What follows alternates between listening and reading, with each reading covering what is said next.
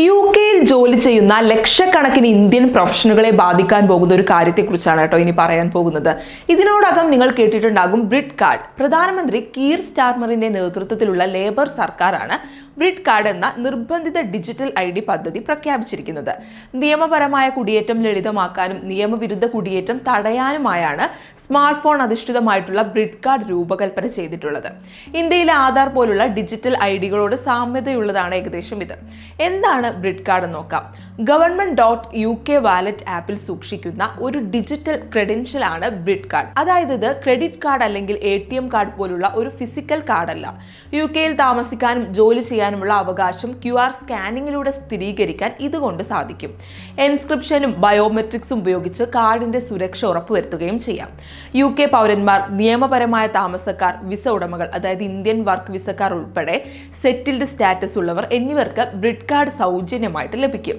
ജോലിക്ക് നിയമിക്കുമ്പോഴും വാടകയ്ക്ക് വീടെടുക്കുമ്പോഴും പൊതുസേവനങ്ങൾക്ക് വേണ്ടി അപേക്ഷിക്കുമ്പോഴുമെല്ലാം ബ്രിഡ് കാർഡ് നിർബന്ധമായിരിക്കും. 2026 ആരംഭിച്ച് 2027 പൂർണ്ണമായി നടപ്പാക്കാനാണ് ഇത് ലക്ഷ്യമിടുന്നത്. ഇന്ത്യക്കാരെ ഇത് ബാധിക്കുമോ എന്ന് നോക്കാം ഇനി.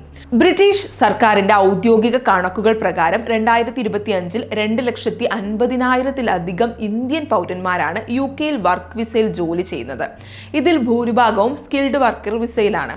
ഇവർക്ക് പ്രത്യേകിച്ച് IT, ആരോഗ്യം, എഞ്ചിനീയറിംഗ് മേഖലകളിൽ ജോലി ചെയ്യുന്നവർക്ക് ബ്രിഡ് കാർഡ് നിർബന്ധമാകും. നല്ല വശങ്ങൾ എന്തൊക്കെയാണെന്ന് നോക്കാം ഇതിന്റെ. നിയമപരമായി യുകെയിൽ താമസിക്കുന്ന മിക്ക ഇന്ത്യക്കാർക്കും ഈ നീക്കം ഗുണമാണ് ചെയ്യുക. അതായത് തൊഴിൽ സ്ഥിരീകരണം ലളിതമാക്കും.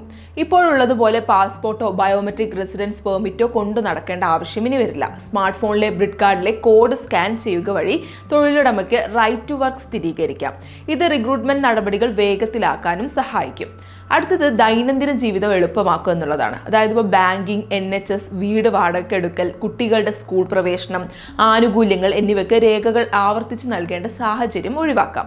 അടുത്തത് ഡിജിറ്റൽ സംയോജനമാണ്. നിലവിൽ നടപ്പാക്കി വരുന്ന വിസകളുമായി ബ്രിഡ് കാർഡ് ബന്ധിപ്പിക്കുന്നുണ്ട്. വിസ സ്റ്റാറ്റസ് അപ്ഡേറ്റുകളും വിസ കാലാവധി സംബന്ധിച്ചുള്ള അറിയിപ്പുകളും ഒറ്റ ആപ്പിലൂടെ ലഭിക്കുന്നതിനാൽ ഓവർസ്റ്റേ തടയാനും ILR പോലുള്ള ദീർഘകാല അപേക്ഷകൾ എളുപ്പമാക്കാനും സഹായിക്കും.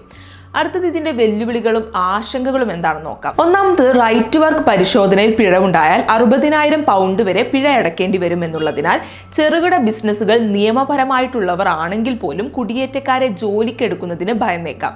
അടുത്തതിൽ നല്ല സ്മാർട്ട് ഫോണോ ഇന്റർനെറ്റോ ഇല്ലാത്ത വൈദഗ്ധ്യം കുറഞ്ഞ തൊഴിലാളികൾ ഉൾപ്പെടെയുള്ള ചില കുടിയേറ്റക്കാർക്ക് ഈ ഡിജിറ്റൽ സംവിധാനം ബുദ്ധിമുട്ടാകും.